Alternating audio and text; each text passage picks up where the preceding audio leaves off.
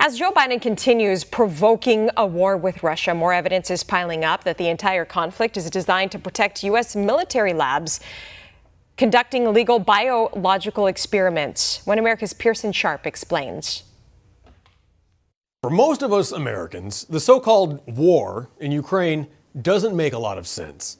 But when you start to dig under the surface, under the slick media propaganda promoting war and destruction, then you'll understand why our leaders are pushing America to kick off World War III. To put it simply, Ukraine is the deep state. I don't mean it's a part of it, I mean it is the deep state.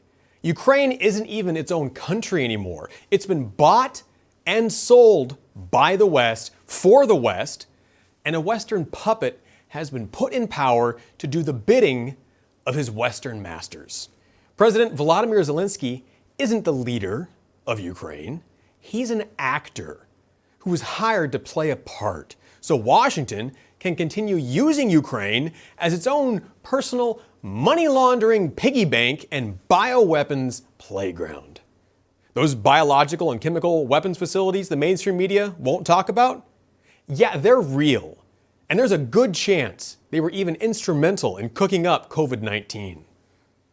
Independent journalist Clandestine exposed the evidence on Twitter, pointing out the whole operation started back in 2005, when then Senator Barack Hussein Obama took a trip to Ukraine with Senator Richard Lugar to inspect former Soviet weapons facilities. In reality, the U.S. was taking control of these top secret bioweapons facilities, complete with a fully stocked arsenal of the deadliest nuclear and chemical weapons on the planet. And for the next decade and a half, top secret U.S. government research was carried out in these labs, without any oversight or accountability. That's how Joe Biden and his son Hunter were able to get their foot in the door with Hunter's company, Metabiota. Hunter's firm Rosemont Seneca actually invested $500,000 in the San Francisco pathogen research company Metabiota, working in Ukraine, on top of millions in additional funding he secured through other firms like Goldman Sachs. The situation came to a head in 2014 when Obama's regime, including the CIA and Assistant Secretary of State Victoria Nuland, toppled Ukraine's democratically elected government with a fake civil war. A leaked phone call actually exposed Nuland plotting how Ukraine's new government should work. I don't think cleats should go into the government. I don't think it's necessary. I don't think it's a good idea. Flash forward to 2022, when Washington vehemently denied there were any biolabs in Ukraine or that the U.S. had anything to do with them, mocking the people who question the narrative as nothing more than dirty conspiracy theorists. Yeah, but can you explain to us has there been any relationship between the... We are not developing biological or chemical weapons inside Ukraine. It's not happening. But that story didn't stick for long, and good old Victorian Nuland, under pressure from Senator Marco Rubio, finally cracked and admitted that, yes, there are in fact bioweapons labs in Ukraine. Does Ukraine have chemical or biological weapons? Ukraine has biological research facilities, which, in fact, we are now quite concerned Russian forces may be seeking to gain control of. So we are working with the Ukrainians on how they can prevent any of those research materials from falling into the hands of Russian forces should they approach. So these labs are so dangerous, in fact, that the State Department is terrified the Russians might get their hands on them. And let's be clear, Russia has been sounding the alarm that these labs not only exist, but that they're producing biochemical weapons at the request of the Biden crime family. During the military operation in Ukraine, Russian personnel acquired over 20,000 documents, reference and analytical materials, as well as surveyed witnesses and participants of the U.S. biological programs.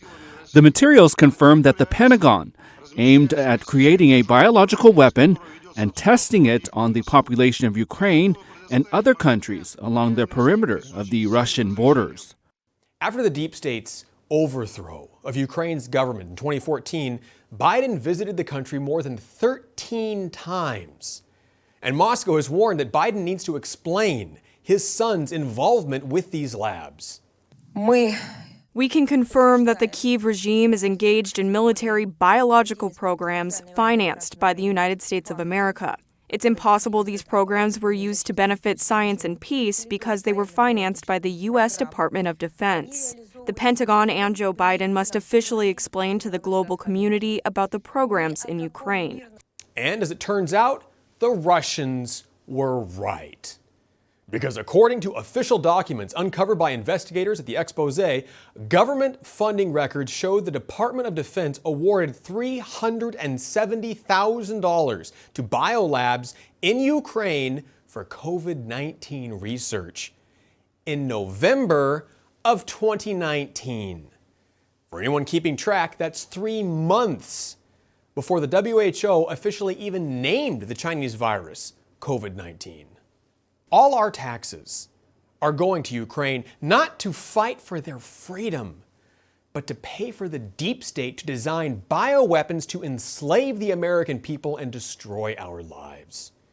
We're financing our own destruction and being called traitors and unpatriotic when we resist. As Clandestine pointed out on Twitter, all of these agents of evil, Big Pharma, the mainstream media, the deep state in Washington, Zelensky, and the WHO are all working together to cover up their crimes. Russia isn't the villain here. Our own government is. Russia may have even had an obligation to fight back against the bioterrorism America is apparently conducting in Ukraine.